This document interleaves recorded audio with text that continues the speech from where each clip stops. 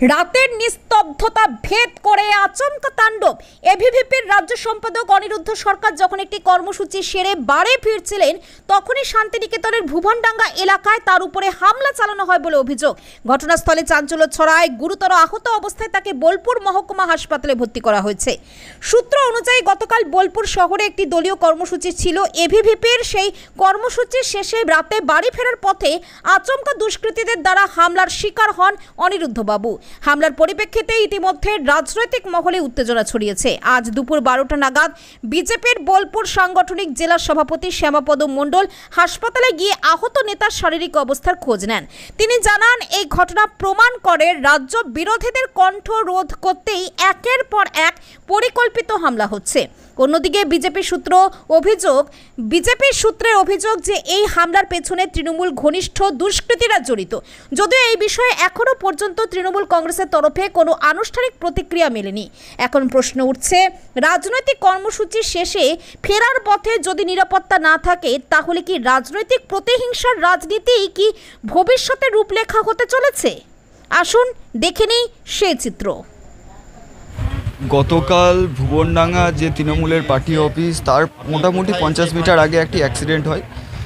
সেইটি আমি দেখার জন্য যখন নামি রাস্তায়, তার কিছুক্ষণের মধ্যে নিজেদের মধ্যে তারা বাকবিতণ্ডায় জড়ায় এবং সেখান থেকে হাতাহাতি একটা জায়গায় পৌঁছায়। আমি যখন হাতাহাতি হয় তখন আমি একটু সাইডে যাই এবং সেখানে তৃণমূলের যে পার্টি অফিসের যারা লোকজন, তারা ওই হাতাহাতির সঙ্গে সম্পূর্ণভাবে জড়িত ছিল এবং তৃণমূলের যে সমস্ত গুন্ডা বাহিনী ওই তৃণমূল থাকে আর কি ওই পার্টি অফিসের ভিতরে, তারা টেনে হিচড়ে কোনো রকমভাবে পার্টি অফিসের দিকে নিয়ে যাওয়ার চেষ্টা করছিল, যাদের সঙ্গে ঝামেলা হয়েছিল।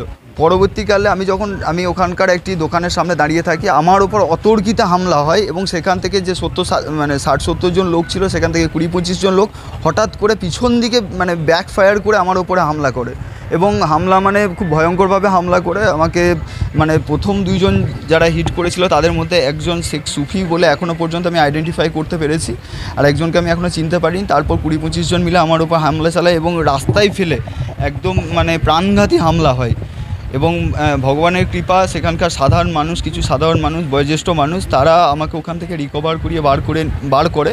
তার পরবর্তীকালে জানতে পারি ওখানকার লোকাল যে তৃণমূলের কাউন্সিলর সুকান্ত হাজরা সেখানে এসেছিলেন মীমাংসা করতে। সুতরাং সুকান্ত হাজরার চোখের সামনে পুরো বিষয়টা ঘটেছে তো, এবং পুলিশ প্রশাসন সেখানে নীরব দর্শক। কালকে 1.5 ঘন্টা দাঁড়িয়ে থাকার পরেও পুলিশ প্রশাসন নেগোসিয়েশন করতে ব্যস্ত ছিলেন, কিন্তু কোনো স্টেপ নেয়নি। ঠিক আছে, এর জন্য আমি বারবার বলছি বীরভূমের পুলিশ প্রশাসনকে, এই অপরাধী যারা যুক্ত তাদেরকে অবিলম্বে গ্রেপ্তার করতে হবে এবং যদি গ্রেপ্তার না হয় বীরভূম ছাড়ুন, গোটা বাংলা জুড়ে ভয়ঙ্কর আন্দোলন শুরু হবে। আজ আমি বিদ্যার্থী পরিষদের পশ্চিমবঙ্গের একজন রিপ্রেজেন্টেটিভ হয়ে যদি আমি এতটা অসুরক্ষিত হয়, বাকি এখানকার সাধারণ কার্যকর্তা, সাধারণ ছাত্রছাত্রী, বিশ্বভারতী ক্যাম্পাস আজকে সেন্ট্রাল ইউনিভার্সিটি, সেখানে বাইরে থেকে সাধারণ ছাত্রছাত্রীরা পড়াশুনো করতে আসে, তারা কতটা সুরক্ষিত সেটা বীরভূম প্রশাসনের ভাবা উচিত, মমতা বন্দ্যোপাধ্যায়ের ভাবা উচিত এবং তথাপি এদের যে ভাইপো, সেই ভাইপোর বোঝা উচিত। সুতরাং আমি বারবার বলছি, যারা যুক্ত আছে অবিলম্বে গ্রেপ্তার করতে হবে। সেখানে সিসিটিভি আছে, সিসিটিভি দেখুন, আইডেন্টিফাই করুন এবং অ্যারেস্ট করুন অবিলম্বে। ও কাল মুর্শিদাবাদের হিন্দু হত্যা, হিন্দু বাড়ি অত্যাচার, হিন্দু বাড়ি লুটপাট, কাশ্মীরে বেছে হিন্দু প্রমাণ করে তাদেরকে হত্যা এবং এখানে চাকরি ক্ষেত্রে যেটা আমরা নৈরাজ্য এবং তৃণমূলের ব্যবসা করা দেখলাম, তার জন্য অনেক পরিবার আজ পথে বসে গেল। এছাড়া বীরভূমের যে প্রশাসন প্রকৃত নিরপেক্ষ কাজ করে না, এ প্রমাণ পাওয়ার পর আমরা এই 3টা দাবি নিয়ে কাল মাননীয় এসডিও সাহেবের কাছে আমরা গণডেপুটেশন দিয়েছি। এটা আপনারা দেখেছেন। আর তার আগের দিন যেদিন আমাদের কাশ্মীরে হত্যা হলো, সেই হত্যার পর আমরা বিজেপির পক্ষ থেকেও বোলপুরে একটা মোমবাতি মিছিল তাদের স্মরণে এটা আমরা করেছি। বিদ্যার্থী পরিষদ থেকেও একটা কার্যক্রম তারা করেছিল। আর তার রিয়াকশান কাল আমরা দেখতে পেলাম, কোথায় তৃণমূল অফিসের কাছে কোনো একটা ঘটনায় আমার ওই ভাই অনিরুদ্ধ আসছিল, তো তাকে আচমকা অতর্কিতভাবে, নিশ্চয়ই এদের পূর্ব পরিকল্পিত ব্যাপার যে কোথায় এই সুযোগ পেলে তাকে মারা হবে, এবং আমি যেটা ওর কাছে শুনলাম, শেখ সুফির নেতৃত্বে বেশ 5-7 জন মিলে তাকে এমন মার মেরেছে, সে আজ হসপিটালে ভর্তি। এটা বড় দুঃখজনক এবং বেদনাদায়ক। তাকে এইভাবে মারধর করেছে এবং রড ফড দিয়ে নাকি শুনলাম পিস্তলের বাঁট ফাট দিয়েও মেরেছে এবং সে লাস্টে প্রাণ ভিক্ষা চেয়েছে এবং কয়েকটি বয়স্ক লোক এসে যখন সামনে দাঁড়িয়েছে তখন সে বেঁচেছে। তো এটা বড় দুঃখের, তাই ওকে আমি হসপিটালে দেখার জন্য কথা বলার জন্য এসেছি। এখন তার একটা এফআইআর করা হবে আর পুলিশ প্রশাসনের কাছেও আমি যাব। অবিলম্বে তাদের যদি সুষ্ঠু ব্যবস্থা নেয় খুব ভালো প্রশাসন, আর তার যদি না নেয় তাহলে আমরা রাজনৈতিক দল হিসেবে যেটা করার সেটা আমরা করব। আপনারা কি অভিযোগ দায়ের করেছেন?